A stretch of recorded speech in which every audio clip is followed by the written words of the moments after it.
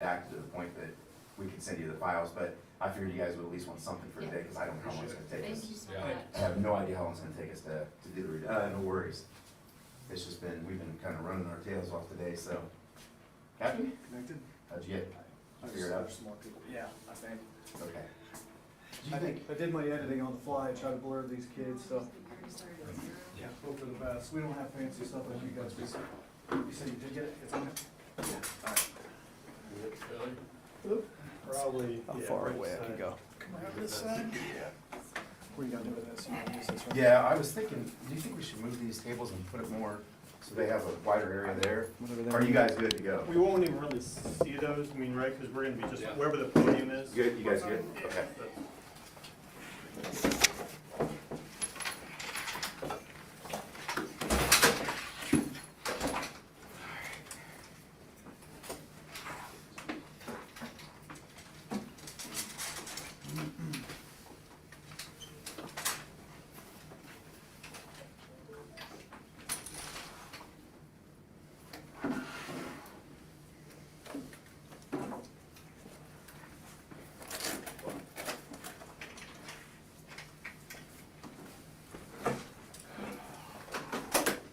So just test around here, make sure that there's audio that's adequate real quick.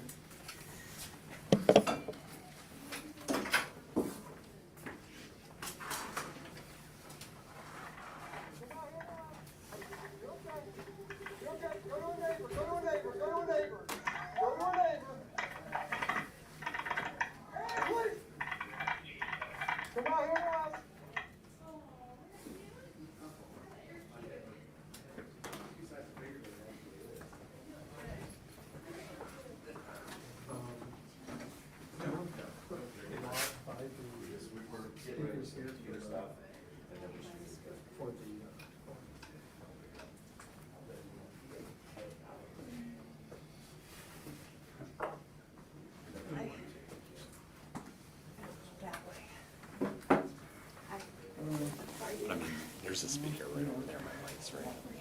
But you can. So I'm gonna keep the lights on until they start playing. If, you're okay. Not me, no. No, you're not moving. Okay. Thank you.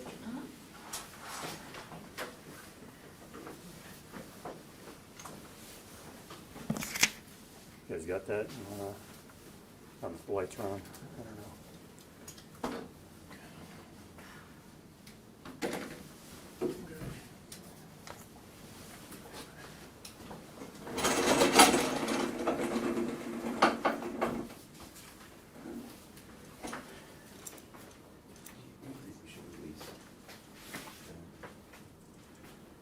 No, please. It's probably fine, Yeah, okay. All right, grab the mirror. And then how did you guys want to do this? I'll give you the press release, and then I'll give you the update. And then really, we'll answer as many questions as we can. Is that how you want to do it? That sounds good. Yeah, okay. Appreciate it. All right, Mayor. This is Mayor Hutchins, by the way. yeah.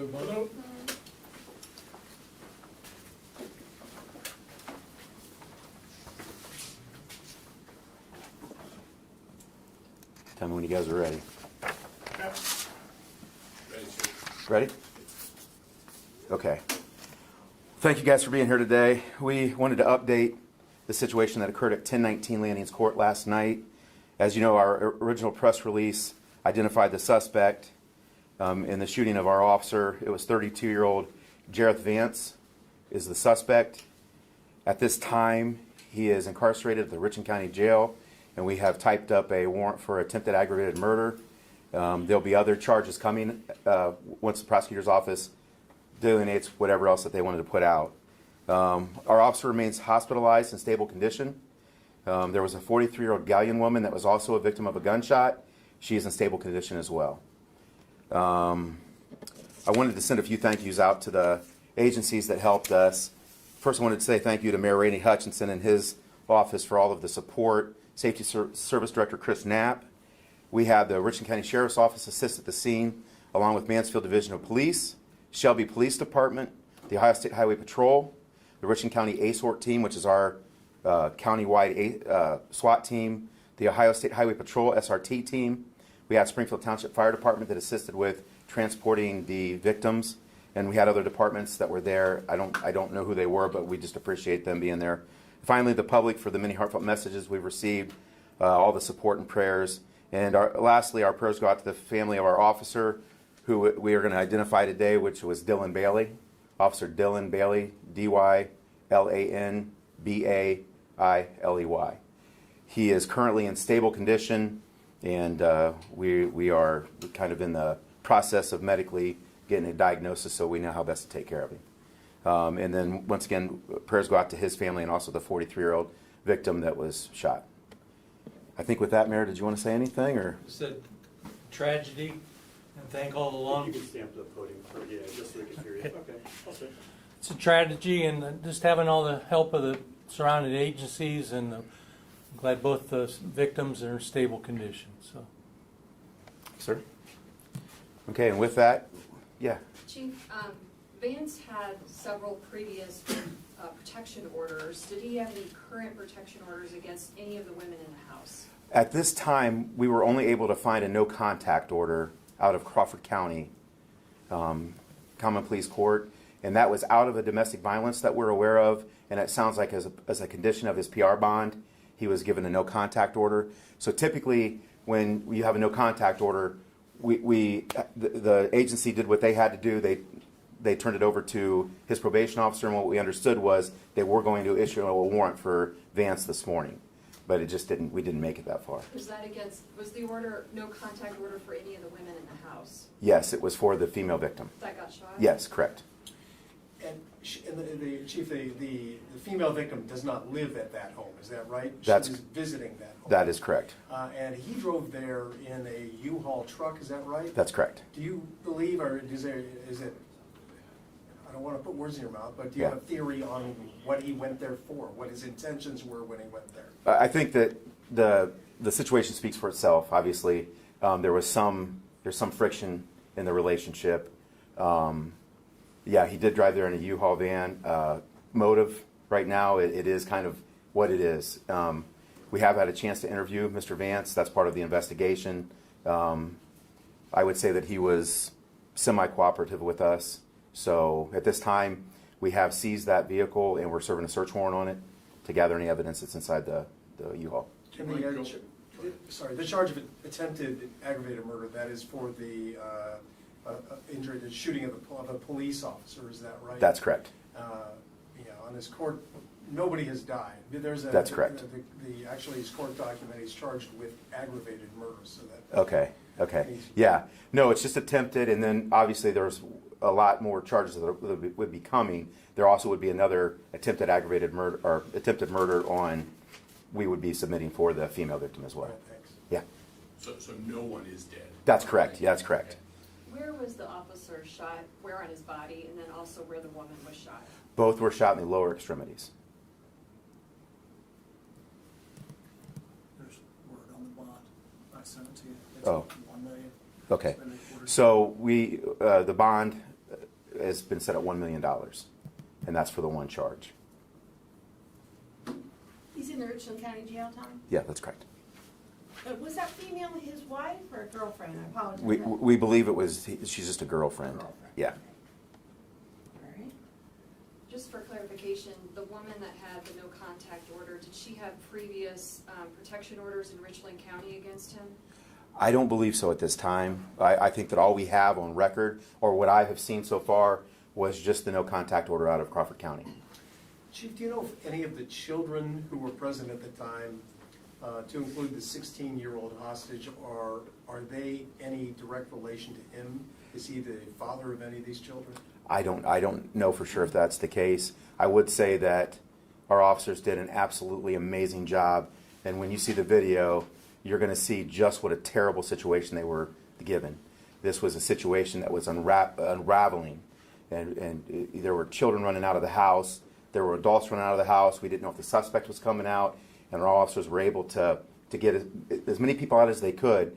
There was a 16-year-old that was left inside of the home. She locked herself into a bathroom and did an absolutely amazing job of keeping herself where she was at, barricaded herself in the bathroom, and one of our sergeants that were on scene was actually able to talk to her and kept her calm. And I would attribute her survival because of her instincts and what she did. She's a hero, and also all of our people out there, and the sergeant that was on the phone with her kept her calm. And we had hostage negotiators that were there that talked to the suspect, and ultimately were able to get him to come out with no further injuries. The 16-year-old, the kids that ran out, were they her siblings, and what are their ages? I don't know. I don't know the ages on the children, but I'm going to give you an approximation. I would say they were anywhere from 6 years old to 10 years old, and I believe there's some familial bond there, but I don't know what that is. Chief, the female victim, one more time, I'm sorry. 43, correct? 43-year-old. And her condition? She's in stable condition And I think Tara just asked you, where was she shot? in the lower extremities. Thank you. Can you talk just about, these are some of the most dangerous calls for officers. Can Yeah. you talk a little bit about that? Yeah, typically when you go on a call, now this was a disturbance call at first, so typically domestic violence calls are some of the most dangerous, and that's because of the emotional attachment to it. So obviously when we go on domestic violence calls, we have the proper protocol set in place. We go through a lot of training to make sure that our officers are safe and that we can try to keep the people in the home as safe as possible by the way that we approach. So this was a situation where we were kind of caught off guard with what we had because we didn't know this domestic relationship. All we knew that what we had was a disturbance at that point. And like I said, and as you'll see in the body cam video, it was a very fluid, just a very stressful situation where our officers really had to get in and slice the situation they had up and try to figure out who the suspect was, try to get the kids back. And as you see, when we play this, our officers did they're heroes. I love them, and they just did an amazing job. You want to play it, and we'll have more questions probably after? Yeah, sure. Are you able to turn that light out? I can come around. Can you get that, Sarah? Yeah. Here's just a switch right there. Did you find- You can just turn it. It'll be on the, yep, there it is. Turn it out. You guys all good? Okay. All set.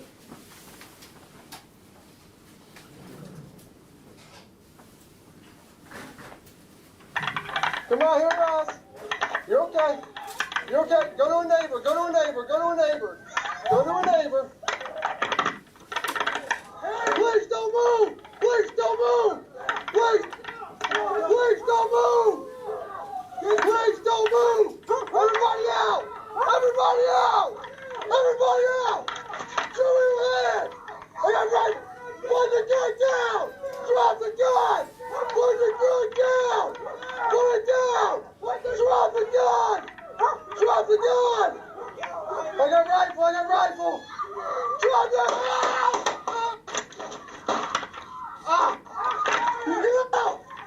One shots fired. I'm hit. I'm hit. You all right? Get out here. Watch the door. Call to us now. One shots fired. I'm hit. Watch the window. Watch the window. 20, get the cover. 20, get the cover. Get back.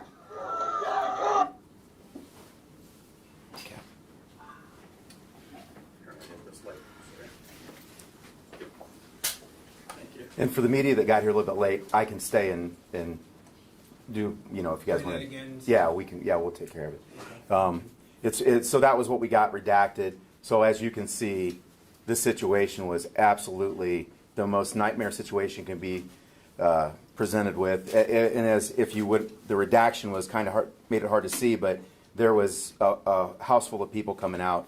There was at least 4 juveniles, and like I said, I would say their age was anywhere from 6 to 10 years old. So we're trying to get them moved out. And then when our officers confronted the suspect inside, he actually had the female that later was shot, he had her in front of him with a gun to her head. So we didn't have the ability to to engage him at that point because of how he used her as a human shield. I'm sorry, just to be clear, so he was inside the house, we don't see him at all during this video? No, you don't see him. Now, without the redaction, there's a very small moment where he passes by the door, and that's where you hear the shots fired. But it's just so fast, you'd have to slow it down to be able to see anything. And then she was able to break free, and that's when she got shot? That's correct. So she was able to break free, and as she was running out the doorway, she was shot. As our officers then continued to drive toward the suspect, he closed the door, and at that point, we wanted to get everybody out of that area. Obviously, the gunshot wound victim, and so we backed off, secured the perimeter, and then treated it as a barricade. Would you describe this as an ambush with him coming to the house, and neighbors describe him peeking in windows, and when the door opened, he barged in? Yeah, the charges that I would go after for this is a burglary charge, so it's obviously like a home invasion in my opinion. So absolutely, it was an unwanted guest, and we didn't have a lot of information to work off of because our response was so quick that and once again, our dispatchers did an amazing job. This is one of those calls that you train for, but you can never prepare for all of the other people that are there. And so when we're engaged in a situation like this, a lot of times it's just an armed subject and us. This is a situation where you have people that are coming out. We couldn't get some of the people to move, so you saw as this guy was shooting outside from inside to out, you had the people that were standing that just sat down. So we had to take care of them. We had to worry about them. So it was, when I watched this, my heart just sank because this is the worst situation you never want your officers to be involved in. And like I said, it was because of how, in my opinion, how they handled the situation. Their bravery is the reason why there's no fatalities. Chief, why do you say it's the worst situation? Because of all the extra people around? That's exactly right. Because as we get there, we are getting a description of the suspect, but you had two older males in the house, two older females in the house, and all the kids. So as you get there, we don't know for sure if the first person that comes out the door is the suspect. We were given information he had a gun. Well, then another male comes out. We're ordering everybody on the ground, and lo and behold, to the back of the residence is the actual suspect with the gun. So you just don't know what you've got. And you got to, as quickly as you saw that, you don't have a lot of time to try to figure out who is who and what you have to do. So the idea that our officers were able to get that sorted out and at least get the people out that we did immediately. And then once again, our negotiators did an amazing job, and were able to eventually negotiate him out with no further injuries. And I just want, for clarification, I'm sorry to ask you to repeat, but the original call, I think you earlier characterized as a disturbance. So it was You knew that he was armed.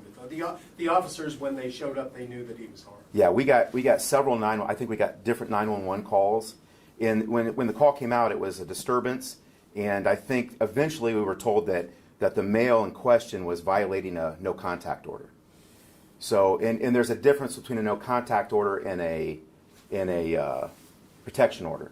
So a protection order is something we can arrest on immediately.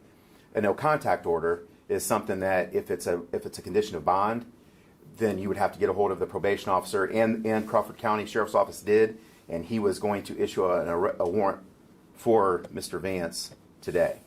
So all of these agencies did what they had to do. It just turned out the way that it did. So. How old is Officer Bailey? Oh. 6 years, right? Yeah, 6 years. I don't want to say the wrong age. He's a pretty big dude. He probably. Actually, I'll give you a little background. That's his body camera. That's his body camera. As we hear him say, Yeah. I've been Shot, yeah. And he's still doing his job. And I'll tell you, not only did he do that, and when we can get the video to you, what you're going to see is not only did he do that, but after he got pulled off and they put a tourniquet on his leg, he actually asked the officers to lift him up to where he could get his rifle in the car and still point the front door so he could protect everybody that was there. And he was given a life-saving award for actions in 2021, I think, or early 2022. We had a juvenile that was going to jump off a bridge up here on Lex Spring Mill, and we had two female officers that were there. that were talking to the juvenile, and they held his attention, and Officer Bailey actually came up behind him and got him off the bridge and saved his life. So, just salt of the earth kind of guy. 29 years old.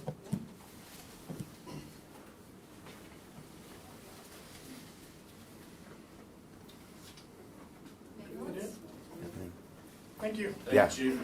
No problem. Appreciate you being Yeah. forthcoming and having Oh, this for us. we would do more, but that's all we had at the time. But we knew he'd want something, and So he eventually surrendered, right? yes, he did. That's correct. How long was the standoff? About 4 hours. 4 hours. Yeah. Can you give a copy of this video? We don't have it right now. We were just able to get it redacted, but we can play it for you again so that you can at least. For trying to get it done so quickly, we could only just redact it enough to get to the president conference. Do the remaining.